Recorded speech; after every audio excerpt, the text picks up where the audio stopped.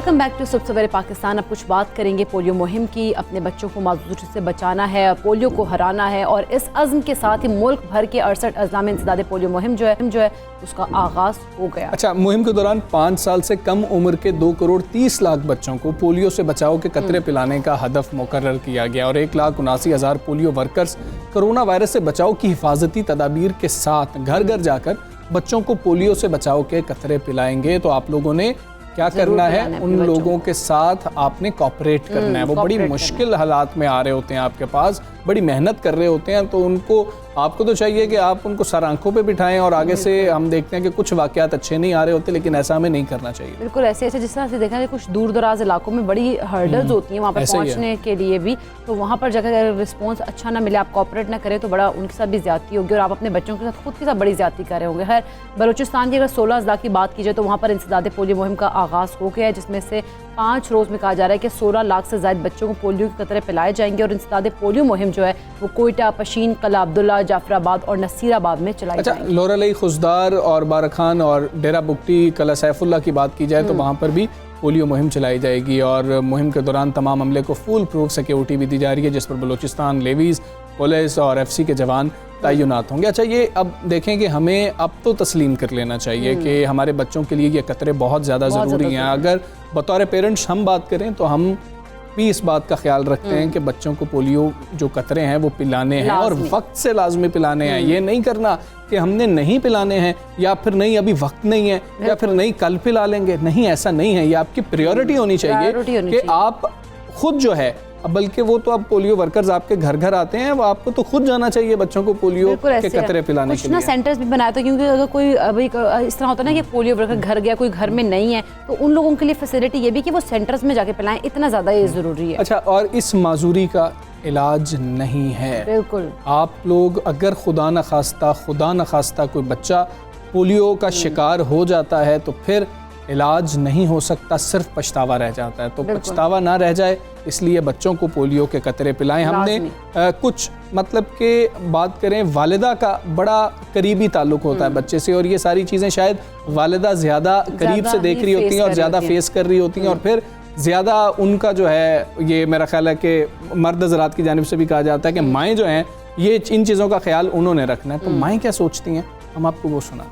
खुदा अपने बच्चों को उम्र भर के माजूरी से बचाए। उम्र भर के ये जो माजूर होते हैं, व्हील चेयर पे चलते हैं, उन्हें पोलियो के 2 कतरे पिलाकर हर मंथ के 2 कतरे जब उनको पिलाएंगे तो उम्र भर के माजूरी से ये लोग बच जाएंगे। सब माओं से मैं इल्तिजा करती हूँ कि आप लोग जो उनसे हैं इस मुहिम का हिस्सा बने, हमारे साथ मिल के इस नाइलाज बीमारी को ख़त्म करने के लिए पुरज़म हो जाएँ, ताकि आपके बच्चे जो उनसे हैं अगर बीमारी से बचेंगे, माजूरी से बचेंगे तो हमारे भी बचेंगे। अल्हम्दुलिल्लाह हमने अपने बच्चों को भी पिलाए और अपने जो है नवासों को भी पिलाए हैं।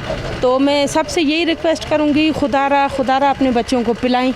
उस वक्त से डरें कि आपका बच्चा माजूर हो जाए, आपके पास इलाज का कोई ज़रिया ना हो, और उस वक्त से खुदा के लिए डरें।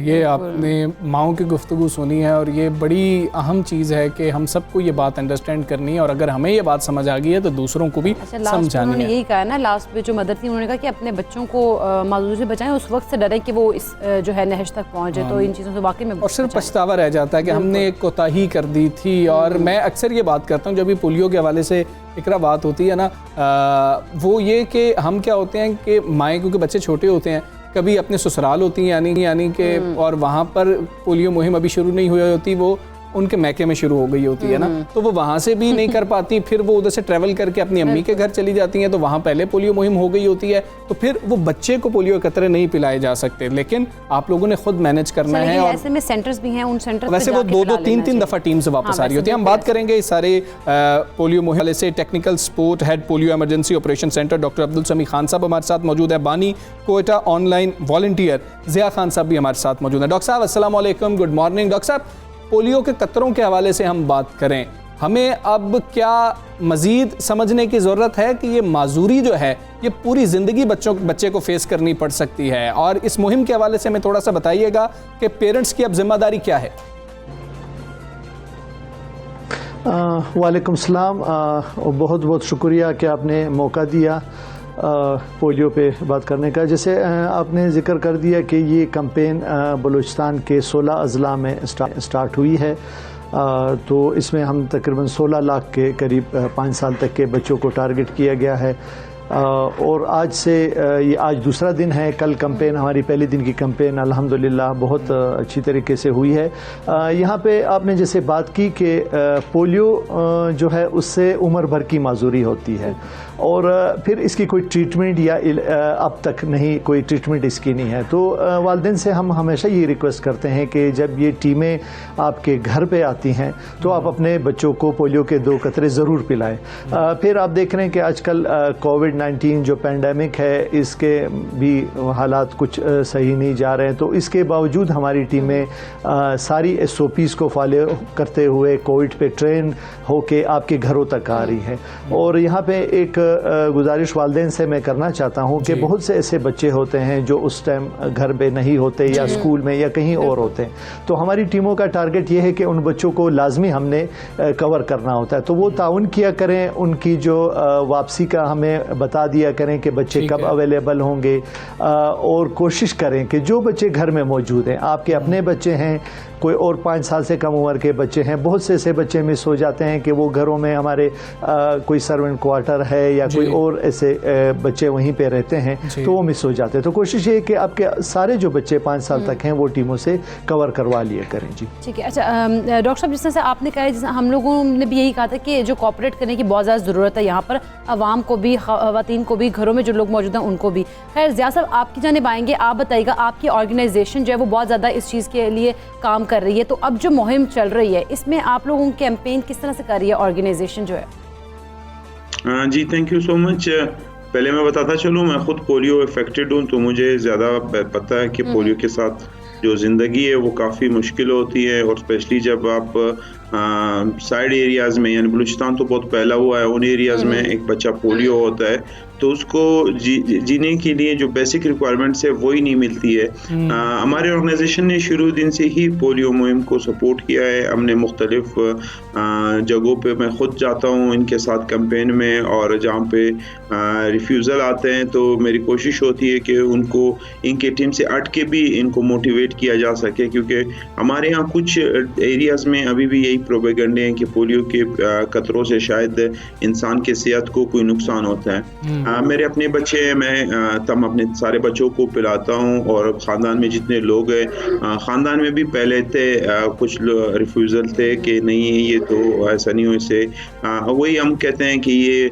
बारमुल की साजिश है। तो उनको मैं अक्सर कहता हूँ कि ये साजिश हमारे साथ पोलियो के खतरे में क्यों करें, हमारे यहाँ तो इतनी सारी चीज़ें बाहर की आती है, हम खाने पीने में जो ये मुख्तलिफ प्लास्टिकों में बंद चिप्स और ये मुख्तलिफ चीज़ें इसमें तो इजीली खा सकते हैं। तो बलूचिस्तान में ये काफ़ी चैलेंजेस हैं, आपने देखा होगा कुछ यहाँ पे कत्ल भी हुए हैं, इस सिलसिले में फायरिंगें भी हुई है। तो ये एक इंतहाई, मैं इसको बुरा अमल समझता हूँ कि ऐसे लोग जो कि वॉलंटियर काम कर रहे हैं, कि कोई इतनी अच्छी सैलरीज नहीं है ना, इतनी अच्छी फैसिलिटीज़ है, लेकिन ये बर्फबारी में, ये गर्मी में, ये बहुत पहाड़ी इलाकों में पैदल जाके आपके बच्चों के लिए इसलिए आते हैं कि ये कॉज है।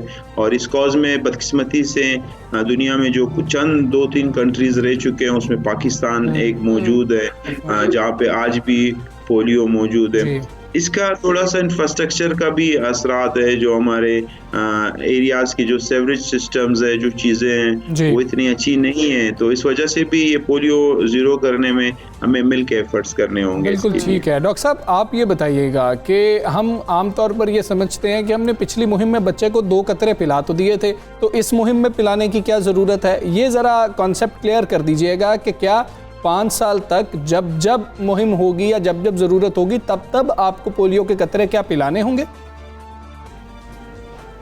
जी बिल्कुल, ये बहुत अच्छी बात ज़िया साहब ने भी की और उसी को मैं कंटिन्यू रखूँगा कि जैसे हमें इल्म है कि इस टाइम दुनिया में सिर्फ 2 ममालिक ही रह गए हैं, पाकिस्तान और अफगानिस्तान। और मैं थोड़ा सा अगर तस्वीर का एक रुख आपको दिखा दूं कि बहुत बेहतरी हुई है कोविड के बाद। जब हमने जुलाई में लास्ट ईयर कैंपेन रिज्यूम की, दोबारा स्टार्ट की, तो अब अल्हम्दुलिल्लाह हमारे पास सिर्फ एक ही केस इस साल रिपोर्ट हुआ है, ये एक बेहतरी है। और दूसरी बात बात यह है कि जो हम इन्वायरमेंटल माहौलियाती सैंपल हम लेते हैं उसमें भी बहुत कमी आई है, यानी वायरस बहुत कम पाया जाता है, ना होने के बराबर है। और ये बार बार पिलाने का इसलिए कि जब तक वायरस मौजूद है हवा में, हमारे इन्वायरमेंट में, या एक भी केस है, तो हमें अपने बच्चों को बार बार ये कतरे लाजमी पिलाने होंगे। और ये तब तक हम पिलाते रहेंगे जब तक हम अपने मुल्क को पोलियो फ्री ना कर दें, और उसके बाद भी हमें कुछ अरसे तक पिलाने पड़ेंगे ताकि पोलियो का वायरस दोबारा ना आ सके। तो ये वालिदैन से ये दरख्वास्त है कि इस चीज़ को आप बुझें कि आपने पिछले कैंपेन में पिलाए थे, तो आपके इलाके में अगर वायरस मौजूद है, ख़ास तौर पे जो हमारे हाई रिस्क के एरियाज़ हैं, तो आपने अपने बच्चों को बार बार पोलियो के कतरे पिलाने हैं ताकि उसकी इम्यूनिटी, जो मुदाफ़ती निज़ाम है, वो इस काबिल हो कि वो पोलियो के वायरस का मुकाबला कर सके और माजूरी से बच सके। ठीक है। अच्छा डॉक्टर साहब, अगर बात करें बलूचिस्तान की इस वक्त सिचुएशन की, तो इस वक्त पोलियो जो है किस हद तक उस पर काबू पा लिया गया है, और सेकेंडली क्या कोई केस पे रिपोर्ट हुआ है अब? जी, जैसे मैंने पहले कहा कि 2021 में पूरे पाकिस्तान में एक ही केस रिपोर्ट हुआ है पोलियो का, जो डिस्ट्रिक्ट किला अब्दुल्ला बलूचिस्तान से ही है। हाँ जी, तो अगर हम इसको कंपेयर करें लास्ट ईयर्स 2-3 ईयर्स की परफॉर्मेंस से, तो बहुत बेहतरी है। बहरहाल हमारा एक बच्चा तो माजूर हो चुका है, पोलियो की मौजूदगी है, उसका हमें अफसोस है, लेकिन ये कि बेहतरी हुई है। दूसरा, मैंने पहले आपको बताया कि जैसे हम इन्वायरमेंटल सैंपल देखते हैं, हमारे जो माहौल में जो पोलियो वायरस की मौजूदगी है वो इंतहाई कम हो गई है।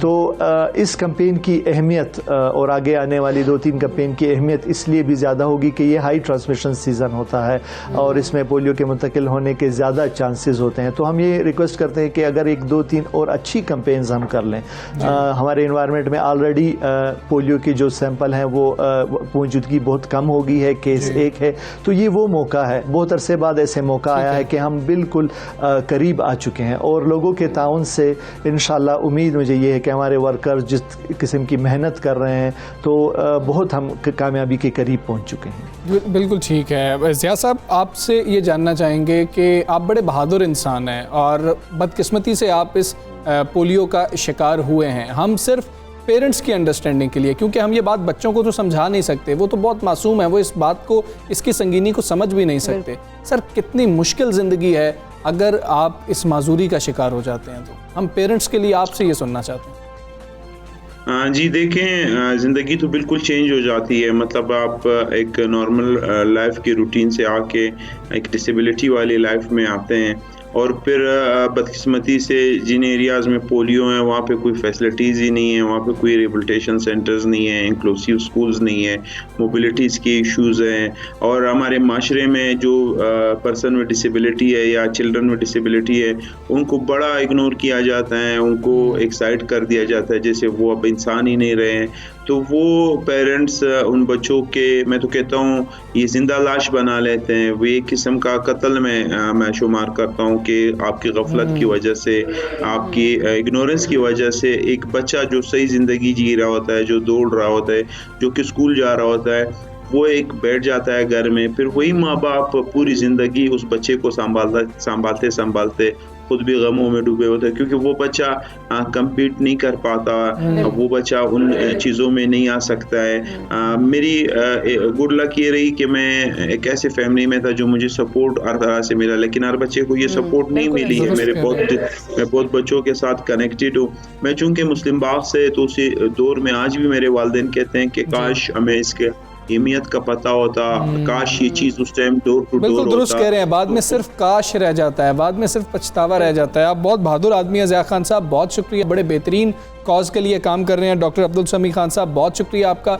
आप भी सुबह सवेरे पाकिस्तान से बात कर रहे थे, और ये पेरेंट्स की जिम्मेदारी, और इस जिम्मेदारी को पूरा करें और अपने बच्चे के मुस्तकबिल को दाव पर मत लगाएं। पोलियो के 2 कतरे जरूर पिलाएं। बिल्कुल ऐसे जिसमें उन्होंने काश कहा है ना, वो फिर वो मुझे दिल को भी लगी बात कि पेरेंट्स बाद में काश ही कहते हैं या फिर पछतावा रहता है, तो पछतावे से बचना चाहिए। कोई पेरेंट्स ये नहीं चाहते कि उनका बच्चा माजूर हो, लेकिन पेरेंट्स को ये बात अंडरस्टैंड करनी चाहिए कि माजूरी से बचाने के लिए हमें जिम्मेदारी का मुजाहरा करना होगा। खैर, हम आगे बढ़ते हैं इस उम्मीद के साथ कि सब माँ बाप अपने बच्चों को पोलियो के कतरे पिलाएंगे। आज मैच है, चौथा मैच है, उम्मीद करेंगे कि बारिश ना हो और मैच हो। बिल्कुल ऐसे ही पाकिस्तान और वेस्ट इंडीज़ के दरमियान 4 T20 मैचेस की सीरीज़ का चौथा और आखिरी मैच, जिसमें हमजा ने कहा आज गयाना में खेला जा रहा है। और खेला जाएगा और पाकिस्तान को सीरीज़ में काली आंधी के खिलाफ 1-0 की बरतरी हासिल है, जो कि मेरा ख्याल है सभी को पता है, क्योंकि अब जो है क्योंकि एक ही मैच हम जीते हैं तो उसी का चर्चा भी बहुत ज़्यादा हो रहा है। खैर अब देखेंगे कि आज के मैच में क्या सिचुएशन बनती है, हम इस पर बात कर लेते हैं। सीनियर स्पोर्ट्स एनालिस्ट हमारे साथ मौजूद हैं अब्दुल गफ्फार साहब। अस्सलाम, गुड मॉर्निंग अब्दुल गफ्फार साहब। अगर बात की जाए चौथे मैच की, तो अगर बारिश नहीं होती, बारिश की रुकावट नहीं बनती, तो पाकिस्तान के पास वेस्ट इंडीज़ के खिलाफ T20 सीरीज़ जीतने का कितना अच्छा मौका है ये, और विन प्रोबेबिलिटी की बात करें तो कितने चांसेस है पाकिस्तान के पास जीतने के आज? अस्सलाम वालेकुम। सबसे पहले आप सबको सुबह बखैर, बहुत बहुत शुक्रिया मुझे अगेन प्रोग्राम में शामिल करने के लिए। और पहली दुआ तो यही है कि अल्लाह करे कि आज का मैच हो जाए, क्योंकि आपके सामने 3 मैचेस में से 2 वॉश आउट हो गए। Huge disappointment for Pakistan cricket fans और स्पेशली टीम मैनेजमेंट के लिए भी। आई एम श्योर कि कोच और कप्तान भी इस इम्तिहान में बड़े मायूस होंगे, क्योंकि ये सीरीज आपके लिए बड़ी इंपॉर्टेंट थी कि वर्ल्ड चैंपियन को आप उसके होम ग्राउंड पर खेलें, उसके खिलाफ जीतें, प्रॉपर 4 मैचेस में से 2-3 मैचेस जीतें, कॉम्बिनेशन आजमाएं। लेकिन पूरा का पूरा मंजरनामा ही तब्दील हो गया इस बारिश की वजह से। और खासतौर पर गयाना के अंदर मैचेस शेड्यूल करते हुए याद रखना पड़ता है कि बहुत ज्यादा बारिशें होती है, शायद बारबाडोस या दीगर मकामात पे ज्यादा मैचेस रखे जाते हैं। लेकिन बहरहाल शेड्यूल तो बहरहाल 4 T20 मैचेस का है, पहले 5 थे। आपको पता है कि टेस्ट मैच भी कम हुआ, तो थोड़ी गड़बड़ी चल रही है पूरे टूर के ऊपर। और इसका स्टार्ट ही अजीब हुआ, पहले टेस्ट मैच कम करना पड़ा, फिर एक T20 कम करना पड़ा, फिर T20 सीरीज शुरू हुई तो फिर मैचेस नहीं हो पा रहे।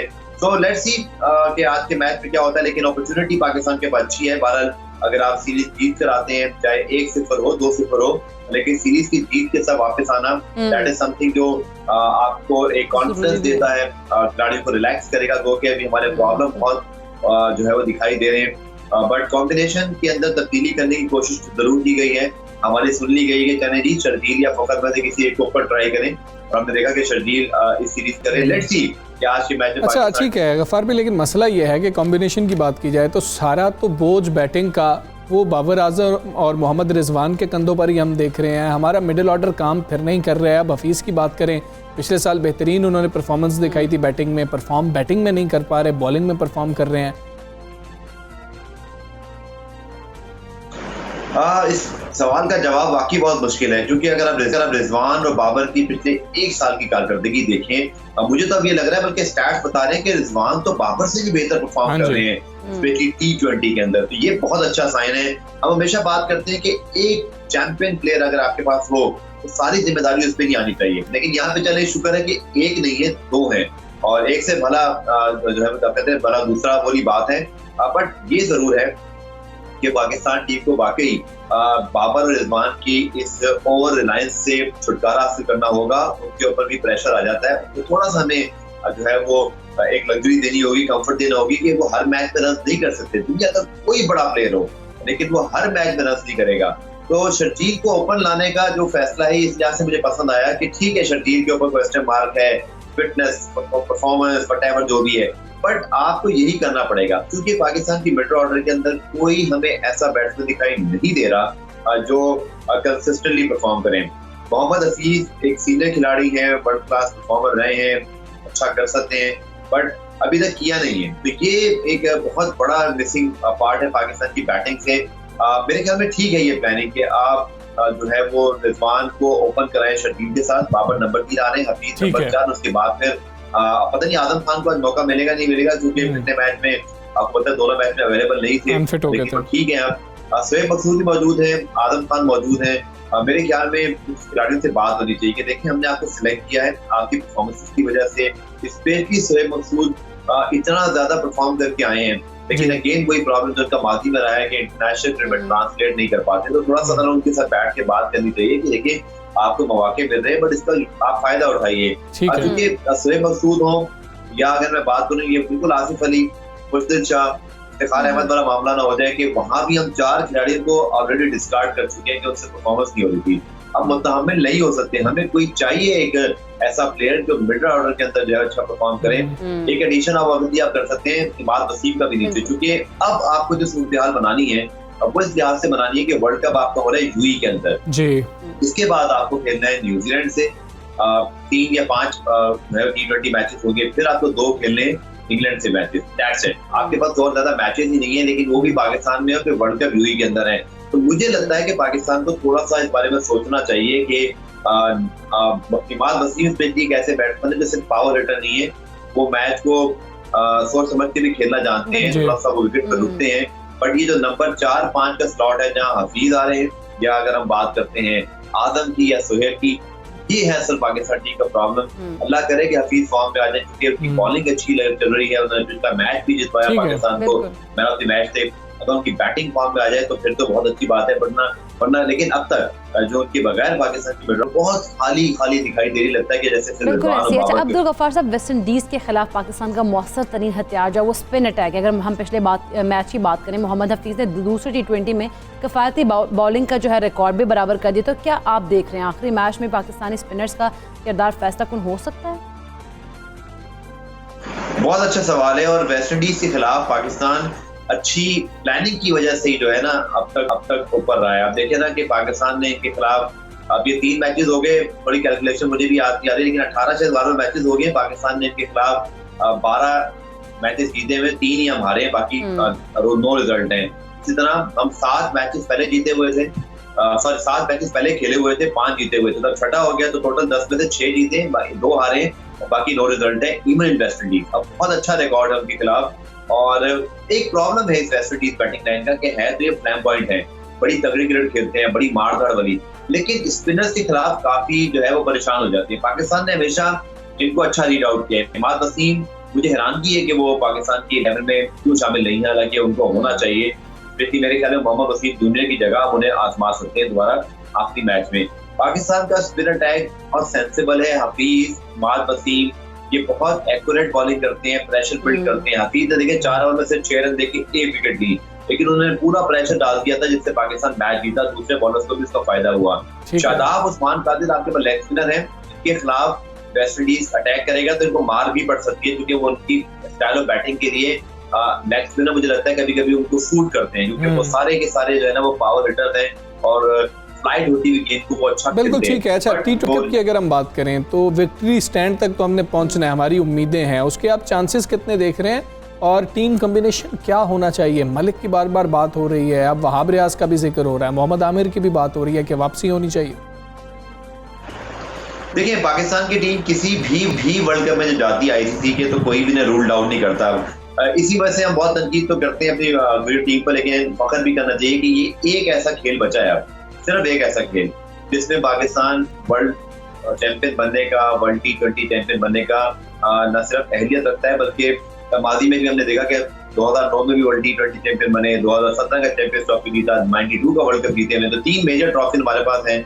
बाकी खेलों में तो अब ये सूरत हाल रही नहीं है, ओलंपिक में आपके सामने वाली सूरत हाल है, तो क्रिकेट की इसलिए हमें बहुत कदर करनी चाहिए। और बिल्कुल है जनाब, क्योंकि ये वर्ल्ड कप हो रहा है यूएई के अंदर, और आपको पता है कि यूएई के अंदर पाकिस्तान सबसे ज्यादा क्रिकेट खेलने वाली टीम है। हमारा तो होम ग्राउंड रहा है, सेकंड होम रहा है, और कोई शक ही नहीं होगा कि पाकिस्तान की टीम एटलीस्ट सेमीफाइनल और फिर फाइनल तक पहुंचे, क्योंकि इन विकेटों पर हमारे प्लेयर खेलना बेहतर जानते हैं, गलतियों से सबक भी सीख चुके हुए हैं।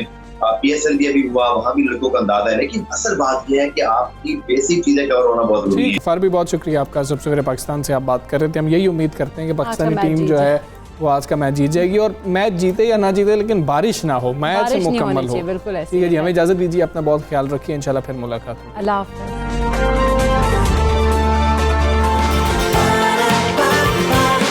सुबह सवेरे पाकिस्तान।